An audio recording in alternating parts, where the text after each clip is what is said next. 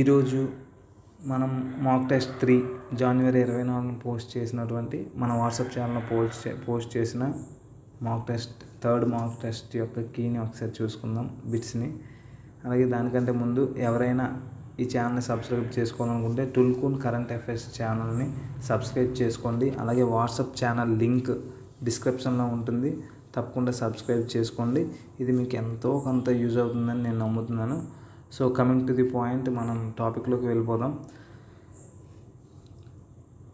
Mock test 3లో first bit చూసుకున్నట్లయితే, వేణువు ప్రదర్శనలకు ప్రసిద్ధి చెందిన భారతీయ లెజెండరీ క్లాసికల్ ఫ్లూటిస్ట్ ఎవరు?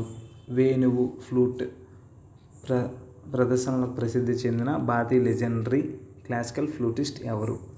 ఆప్షన్స్ చూసుకున్నట్లయితే ఉస్తాద్ జాకిర్ హుస్సేన్ గారు, పండిట్ హరిప్రసాద్ చౌరాసియా, పండిట్ శివకుమార్ శర్మ, పండిట్ రవిశంకర్. ఒకసారి చూసుకుందాం వీళ్ళని. మనకి జాకిర్ హుస్సేన్ గారు లేటెస్ట్గా కరెంట్ ఈవెంట్లో ఉన్నటువంటి వ్యక్తి, లేటెస్ట్గా మరణించారు కూడా. ఈయన గురించి మనం తప్పకుండా చదువుకోవాలి.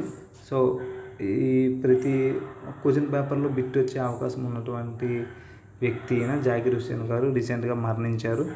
అలాగే ఈయన చూసుకున్నట్లయితే మనకి తబలా వాయిద్యకారుడు. అలాగే హరిప్రసాద్ చౌరాసియా మనకి ఫ్లూట్ వేణు వాయిద్యకారుడు. అలాగే శివకుమార్ గారు శాంతూర్ అనే ఒక ఇన్స్ట్రుమెంట్ ఉంటుంది కదండి, మనకి ఎలా ఉంటుందంటే ఇలా ట్రైప్యాడ్లా ఉండి దీనిపైన ఇలా మనకి థ్రెడ్స్ ఉంటాయి, దానిపైన స్టిక్స్తో మ్యూజిక్స్ ప్లే చేస్తారు. డ్రమ్స్ పైన ట్రైప్యాడ్ మీద ప్లే చేసేటట్టు దీనిపైన ప్లే చేస్తారు. దాన్ని ఏమంటామంటే శాంతూర్ అంటాము.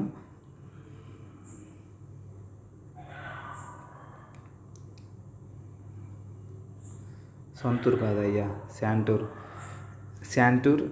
ప్లేయర్ ఎవరు అంటే మనకి శివకుమార్ గారు. అలాగే పండిట్ రవిశంకర్ గారు చూసుకున్నట్లయితే ఈయన సితార్ సరస్వతి దేవి చేతిలో ఉంటుంది కదా సితార్, దాన్ని ప్లే చేసే ఆయన. సో చూడండి, జాకిర్ హుస్సేన్ మనకి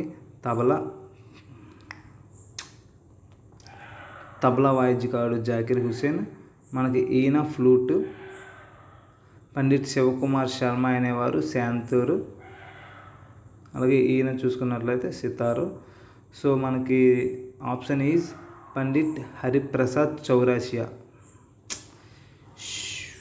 Pandit Hariprasad Chaurasia is the right answer.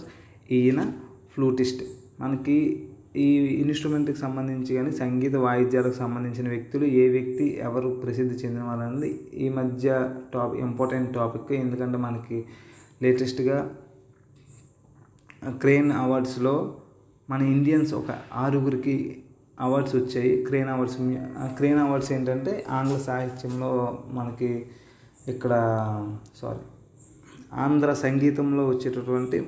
ఆంగ్ల సంగీతంలో వచ్చినటువంటి బిగ్గెస్ట్ మ్యూజికల్ ఇన్స్ట్రుమెంట్కి సంబంధించి కానీ సంగీత సాహిత్యానికి సంబంధించిన అవార్డుల్లో విశిష్టమైనటువంటి అవార్డు క్రేన్ అవార్డ్స్లో 5 సహాయ వ్యక్తిగా ఇంకొకరికి వచ్చి మొత్తం 6 వచ్చింది అవార్డు ఇండియన్స్కి. So most important topic. So దీన్ని మనం కవర్ చేసాం. దీని గురించి నెక్స్ట్ టాపిక్లో మనం కొంచెం క్లియర్గా ఎవరు ఏంటి అనేది మిగిలిన వారిని కూడా డిస్కస్ చేద్దాం. So coming to the point, first క్వశ్చన్కి ఆన్సర్ ఏంటండి, వేణుగాన లెజెండర్ ఎవరంటే మనకి Hariprasad Chaurasia. Okay. And second bit చూసుకున్నట్లయితే 4వ పంచవర్ష ప్రణాళిక వృద్ధి లక్ష్యం వీటికి సంబంధించి నిర్ణయించబడింది. మనకి మోస్ట్ ఇంపార్టెంట్ టాపిక్ అండి ఇది. పంచవర్ష ప్రణాళికల గురించి మనకి పంచవర్ష ప్రణాళికల గురించి బిట్ లేని పేపర్ అనేది ఉండదు. సో ఏ పేపర్ చూసుకున్నా మనకు ర్యాండమ్గా కనిపిస్తున్నటువంటి బిట్ ఏది అంటే పంచవర్ష ప్రణాళికల మీద. సో దాని గురించి మనం నెక్స్ట్ విడిగా ఒక క్లాస్ని నిర్వహిద్దాము. దాన్ని కూడా పోస్ట్ చేస్తాను. మీరు తప్పనిసరిగా ఈ ఛానల్ని సబ్స్క్రైబ్ చేసుకోండి. అందులో మనం డీటెయిల్గా తెలుసుకుందాం. So coming to the point, second question answer ఏంటంటే 4వ పంచవర్ష ప్రణాళిక వృద్ధి లక్ష్యం ఏంటి అంటే నికర దేశీయోత్పత్తి. యాక్చువల్గా 4వ పంచవర్ష ప్రణాళిక యొక్క లక్ష్యం ఏంటి మనకి? లక్ష్యం ఏంటి అంటే సుస్థిర అభివృద్ధి.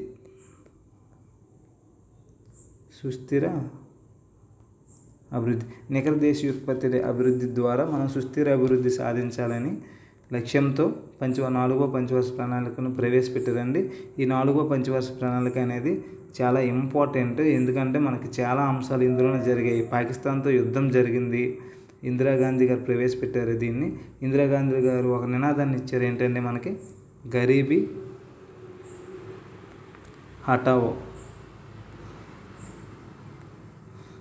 హటావో అనే నినాదాన్ని కూడా ఈ పంచవర్ష ప్రణాళికలో ఇచ్చారు. మరియు మహాత్మా గాంధీ ఉపాధి హామీ పథకం ఉంది కదా, ఆ ఉపాధి హామీ పథకం మహారాష్ట్రలో మొట్టమొదటిగా ప్రారంభించింది కూడా ఈ పంచవర్ష ప్రణాళికలోనే. సో ఆన్సర్ ఈస్ నికర దేశీయోత్పత్తి లేదా మనకి సుస్థిరాభివృద్ధి ఉన్నట్లయితే కనుక సుస్థిరాభివృద్ధిని మనం ఆన్సర్గా చూస్ చేసుకోవాలి. ఓకేనా? సో మొదటిది పంచవర్ష ప్రణాళిక ఎప్పుడు స్టార్ట్ అయింది మనకి?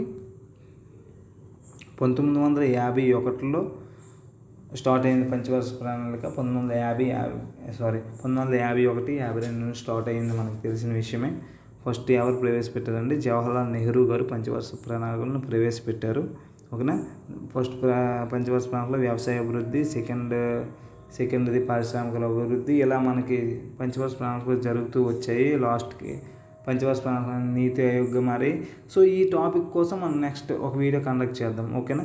దాని మీద క్లియర్గా ఎక్స్ప్లెయిన్ చేద్దాం. సో ఆన్సర్ ఇస్ మన కమింగ్ టు పాయింట్, 4వ పంచవర్ష ప్రణాళిక వృద్ధి లక్ష్యం ఏంటంటే నికర దేశీయోత్పత్తి. Option B is the right answer. ఓకేనా?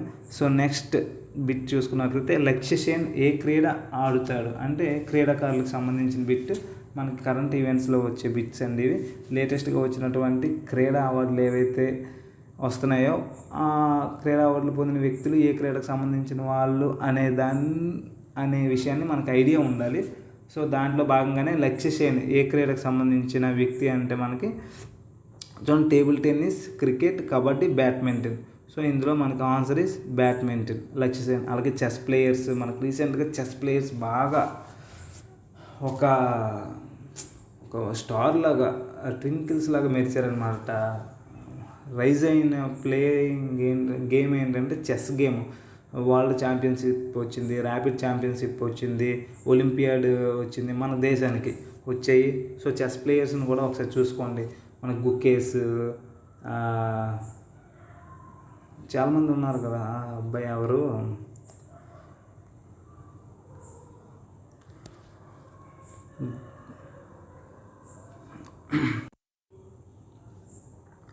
గుకేస్, ప్రజ్ఞానంద్, అర్జున్ ఇరిగేసి, కోనేర్ హంపి, చాలామంది ఉన్నారు కదా.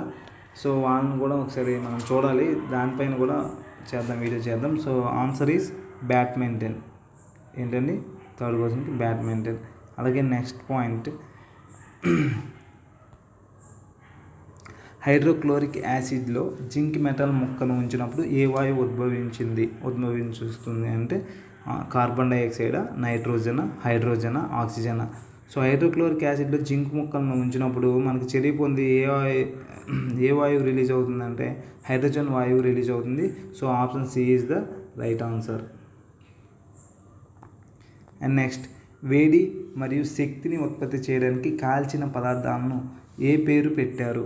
మనకు తెలిసిందేనండి, ఇంధనాలు ఉంటాయి కదా.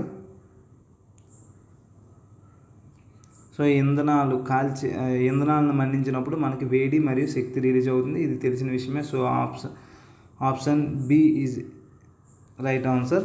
అండ్ నెక్స్ట్ చూసుకున్నట్లయితే, ఇటీవల ప్రారంభించిన అటల్ సేతు వంతెన క్రింది వాటిలో ఏ రాష్ట్రంలో ఉంది?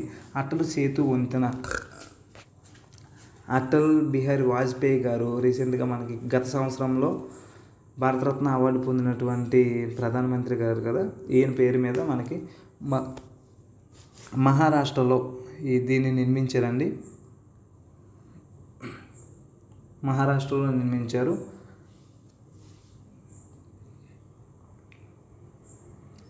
అటల్ బిహారీ వాజ్పేయి నవ సేవ నవసేవ అటల్ సేతు అనే పేరు. దీన్ని ముంబై కారిడార్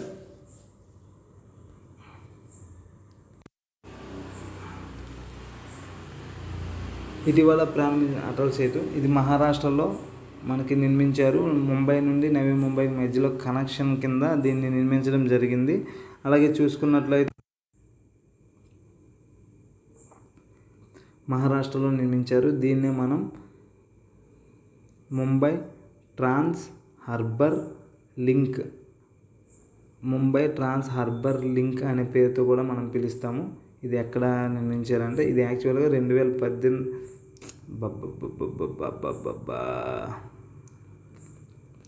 2018లో మనకు స్టార్ట్ అయింది. 2024లో మనకి కంప్లీట్ అయింది. జాన్యువరిలో రీసెంట్గానే ఓపెన్ చేశారు దీన్ని. సరేనా.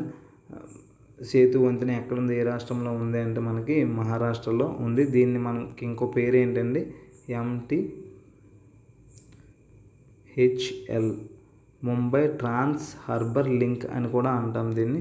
ఇది మన ఇండియాలోనే సముద్రంపై నిర్మించినటువంటి బిగ్గెస్ట్ వంతెనగా కూడా రికార్డు సాధించింది. మొత్తానికి చూసుకున్నట్లయితే 21 కిలోమీటర్స్ ఉంటే అందులో 16 కిలోమీటర్లు సముద్రం పైనే సముద్ర బ్రిడ్జిగా ఇది పేరుగాంచిందండి. అటల్ సేతు అంటే అటల్ బిహారీ వాజ్పేయి గారి పేరు మీద దీన్ని నిర్మించారు. ఓకేనా. And so answer is Maharashtra. And next వ్యీటిలో నాడీ కణం ఏది చూడండి. ఓరియన్, బేయన్, న్యూక్లియస్, న్యూరాన్స్ చూసుకున్నట్లయితే మనం నాడీ వ్యవస్థలో నాడీ వ్యవస్థ యొక్క ప్రాథమిక ప్రమాణం అని అంటాం కదా న్యూరాన్స్ని.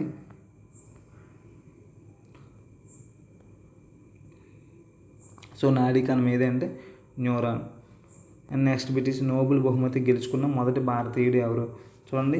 కింద ఇచ్చిన ప్రతి ఒక్కరు నోబెల్ ప్రైజ్ని గెలుచుకున్నవారే. ఇందులో ఇంకొక బిట్ మనం అబ్జర్వ్ చేసినట్లయితే పైన ఇందులో రవీంద్రనాథ్ ఠాగూర్ గారు మినహాయిస్తే మిగిలిన సివి రామన్ గారు, మదర్ తెరిసా, అమర్ సేన్ వీళ్ళు ముగ్గురికి కూడా నోబెల్ అవార్డు వచ్చింది మరియు భారతరత్న అవార్డు కూడా గెలుచుకున్నారు. ఫస్ట్ సివి రామన్ గారు భారతరత్న అవార్డు గెలుచుకున్నటువంటి మొట్టమొదటి ముగ్గురు వ్యక్తులు సి రాజగోపాలాచారి గారు, సర్వేపల్లి రాధాకృష్ణ గారు మరియు సివి రామన్ గారికి మొట్టమొదటి భారతరత్న అవార్డు 1954లో ప్రవేశపెట్టినప్పుడు వీళ్ళు ముగ్గురికి వచ్చాయి కదా.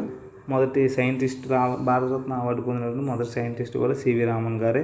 అలాగే ఠాగూర్ గారు చూసుకున్నట్లయితే ఈయనకి భారతరత్న అవార్డు రాలేదు కానీ నోబెల్ బహుమతి వచ్చింది 1913లోనే. ఈయన రాసినటువంటి గీతాంజలి అనే నవలకు సాహిత్య రంగంలో నోబెల్ అవార్డు వచ్చింది. సో 1913 మదర్ తెరిసా గారికి నోబెల్ అవార్డు వచ్చింది మరియు భారతరత్న వచ్చింది.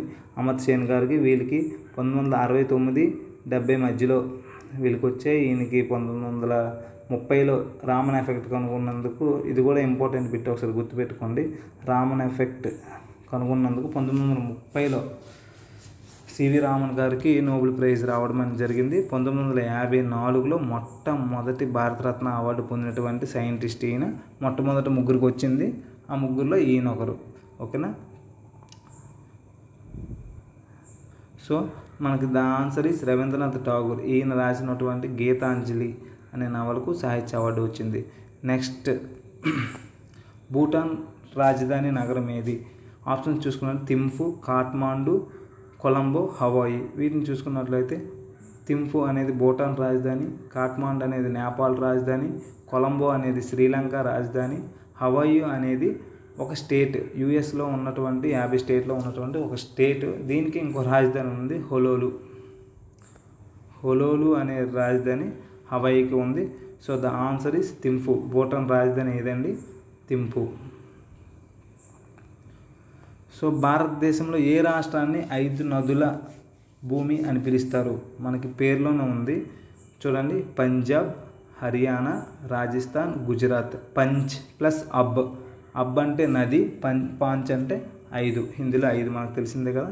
సో పంజాబ్ 5 నదుల భూమి ఏదండి? పంజాబ్.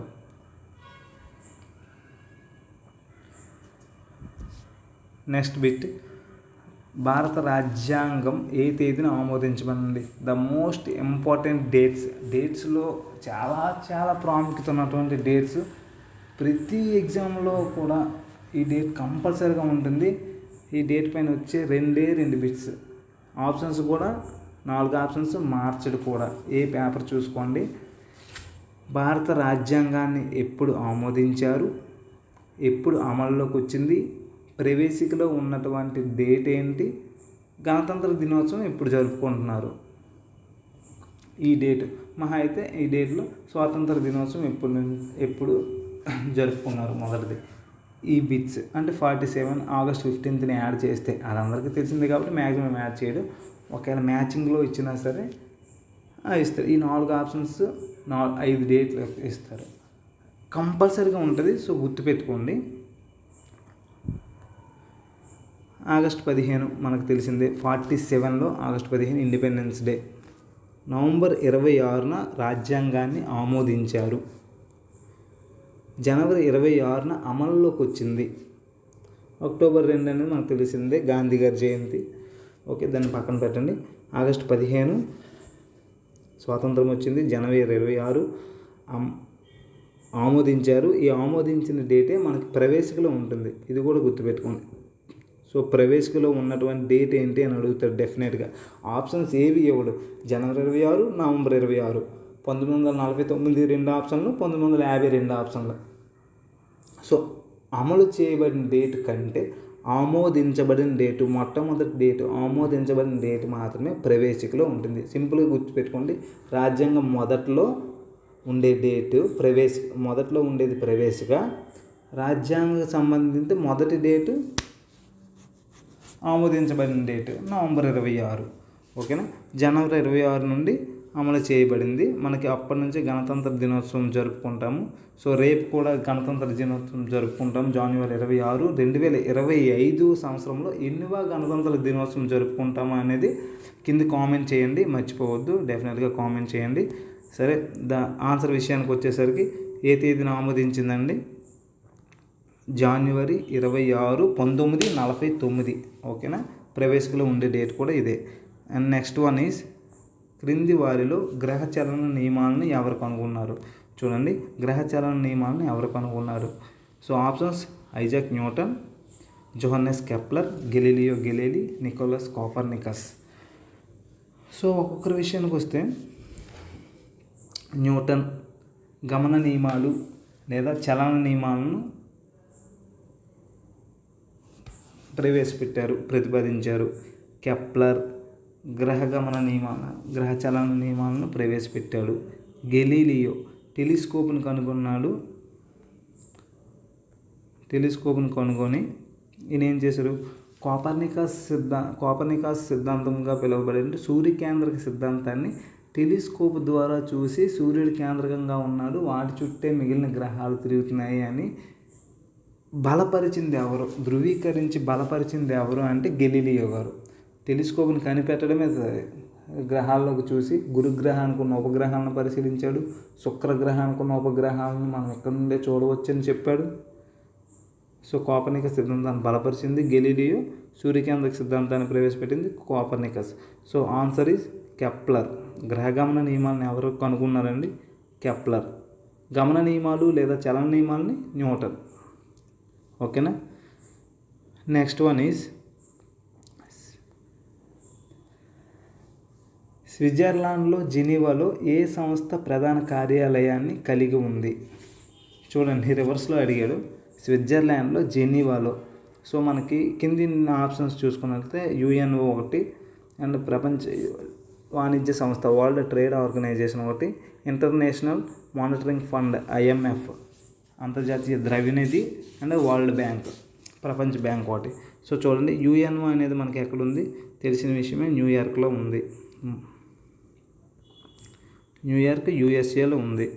అలాగే వరల్డ్ TO పక్కన పెడితే IMF ఇది కూడా USలోనే ఉంది, వాషింగ్టన్ DC. వరల్డ్ బ్యాంక్ కూడా same Washington DC.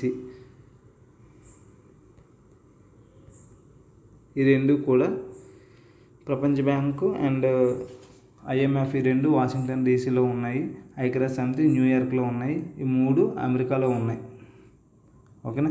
So world Trade organisation చూసుకున్నట్లయితే హెడ్ క్వార్టర్స్ ఎక్కడ ఉంది మనకి? స్విట్జర్లాండ్లోని జెనీవాలో ఉంది. వరల్డ్ ట్రేడ్ ఆర్గనైజేషన్ వాణిజ్య సంస్థ జెనీవా స్విట్జర్లాండ్లో ఉంది. ఓకేనా. సో ఆన్సర్ ఏంటండి? World Trade organisation.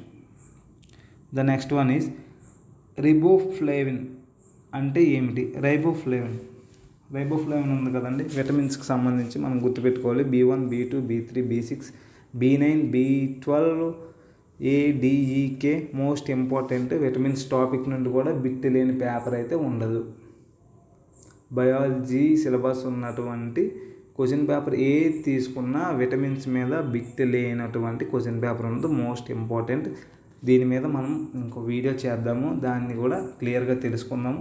సో ఇక్కడికి వచ్చేసరికి రైబోఫ్లోవిన్ అనేది చూడండి, విటమిన్స్లో B1 thiamine, B2 riboflavin, B3 niacin,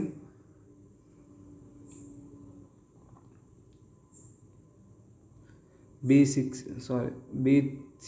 pyridoxine, B5 pantothenic ఆమ్లం, B7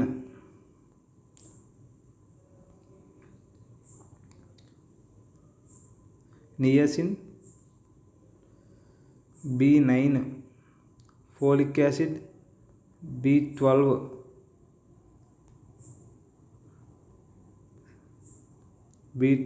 సైనోకోబాలమిన్. సో ADE కూడా మనకి తెలిసే ఉండాలి, తెలుసుకుందాం.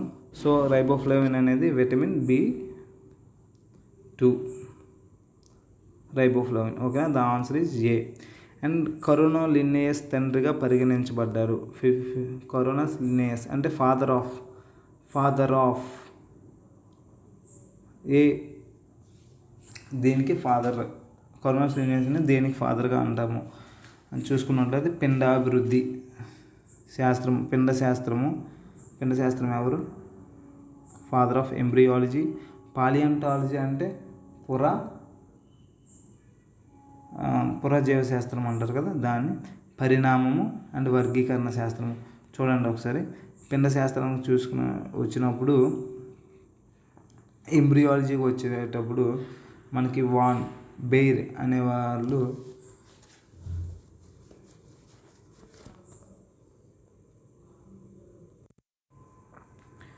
సో పిండ శాస్త్రము మనం చూసుకున్నట్లయితే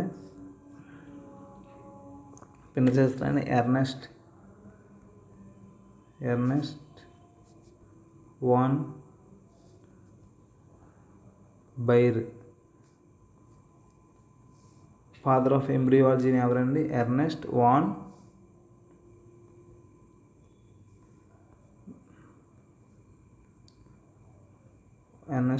బెయిర్ అనేవారు పిండ శాస్త్రం పితామహుడు. అండ్ నెక్స్ట్ పాలియంటాలజీ పురాజీవ శాస్త్ర పితామహుడు ఎవరు అంటే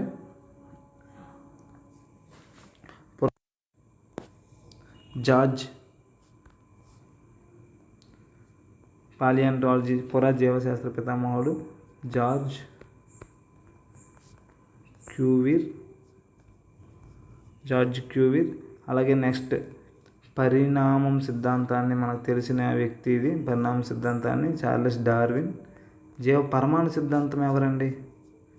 పరమాణు సిద్ధాంతం పరిణామం, పరమాణు లేదా పరమాణు ఆటోమిక్స్ అంటాం కదా, ఆటమ్స్. సో పరిమాణ సిద్ధాంతాన్ని కామన్ చేయండి. పరిణామ సిద్ధాంతాన్ని చార్లెస్ డార్విన్ గారు. అండ్ నెక్స్ట్ వర్గీకరణ సిద్ధాంతాన్ని జాతి వర్గీకరణ చేసింది ఎవరండి? మనకి లిన్నేయస్ గారు మనకి. ఓకేనా. So answer is Linnaeus. వర్గీకరణ పితామహుడు ఎవరిని అంటారు? కరోలస్ లిన్నేయస్ గారిని వర్గీకరణ పితామహుడు అంటారు. ఓకేనా.